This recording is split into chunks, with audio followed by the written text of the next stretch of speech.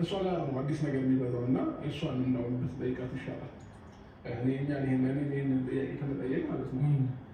ስለዚህ ነገር እሺ እንግዲህ ሩታዬ ወደ አንቺ ልመጣ ነው እና ለእኔ ነገርሽኝ በግልጽ እንግዲህ አሁን አብረሽ እዚህ ጋር አለ ለእኔ ልክ ለእኔ ነገርሽኝ እሱም እንድትነግሪው ስለምፈልግ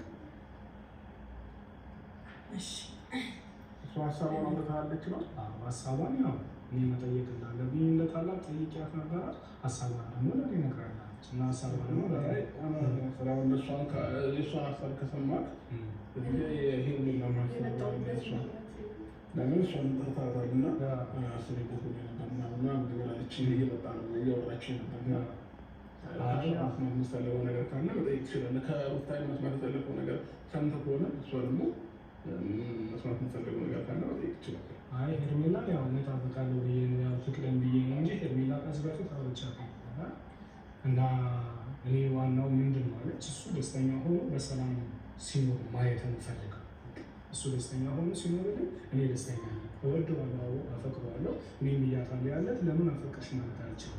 ምክንያቱም ሰው ነሽ ልታፈቅሪ ትችላለሽ፣ ልትወጂ ትችላለሽ። እሱ እኔ ነው የሚመለከተው። ግን ስለ እሱ ምን ታስቢያለሽ ብዬ ጠይቄያት ነበር። እኔ ደግሞ እሱ በደስታ የሚኖረኝ ይፈልጋል። በደስታ ባፈቅረው እሱ ሰላም ሆኖ ሲስቅ ማየት እፈልጋለሁ ነበር እሱ ለመጣመር። እኔ ጋር ያው የተቀየረ ሀሳብ የለም። ያው አስቢበትና በአካል እናወራበታለን ስላልከኝ ነው እንጂ ብዬ ባለፈው ዕለት ብዙ ተነጋግረን ከዛ በኋላ ደግሞ መጨረሻ ላይ እንዳስብበት ጊዜ ሰታኝ ነበርና እኔ ጋር እስካሁን የተቀየረ ነገር የለም። እንደ ወንድም የመከርከኝ ነገር ተቀብያለሁ። ግን ደግሞ ምንም ነገር እሱ ደስታ የማውጣው ስለሆነ ይቀየር ታስብ ለምን ፈልጌ ነበር።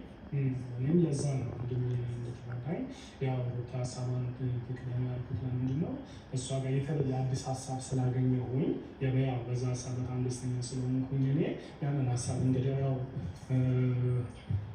እንድትነግረኝ ብዬ በዛ ስልት ግን የእሷን ሀሳብ አንደኛ ነገሩ ተገቢ ነው ብዬ አላስብም።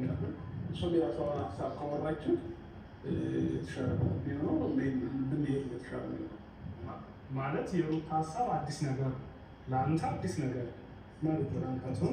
ለአንተ አዲስ ነው ስል እኔ እንግዲህ ወንድም ነኝ ታላቅ ወንድም እና እንደ ወንድም ተሰምቶኝ ያለውን ነገር ለማናገር እሷን ያስብበት ቤተሰብ እንዳወራኋት ዛሬ መልስሽ ምን ሆነ ብዬ ነበር ለእሱ የጠየኳት እና መልሷን ለእኔ ግልጽ ነገር አሳውቃኛለች። እና ለአንተም ደግሞ መልሷን እንድታሳውቅ በብዬ ሀሳብ እሷ የተለየ ነገር ለአንተ የምትነግረህ መልካም ነገር ስላለ ስለዛ እሷ ታውራ ያልኩት ለዛ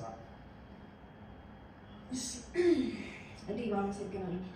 መጀመሪያ ደረጃ ያው ሁሉንም ነገር አስብበት ካልከኝ በኋላ በደንብ አስቤበት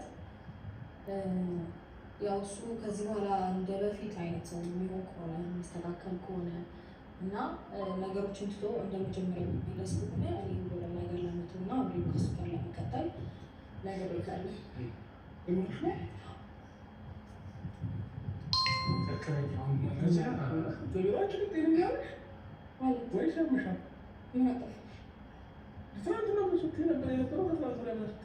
ዛሬ ደግሞ ምን ተገኘና ነው ነው ወይስ የሆነ ጊዜ እኔ ልታታልኝ ነው?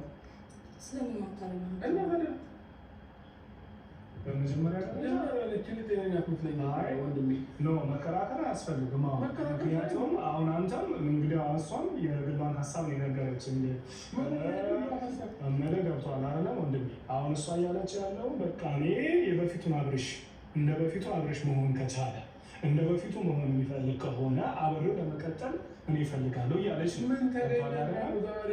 ምን አዲስ ነገር ተፈጠረና ነው ከኔ ጋር ለመቀጠል እንትን ያለችው? ምን አዲስ ነገር ይፈጠራል? የልጅዋ አባት ነው፣ ያውም የቀድሞ ባሏ ነው። ገብቷል አይደለም? እንግዲህ ያው ፍቺ ብታደርጉ ምን ብትሉ ግን እናንተ ጋር ያልተቋጨ ነገር አለ፣ ያልተቋጨ ታሪክ አለ።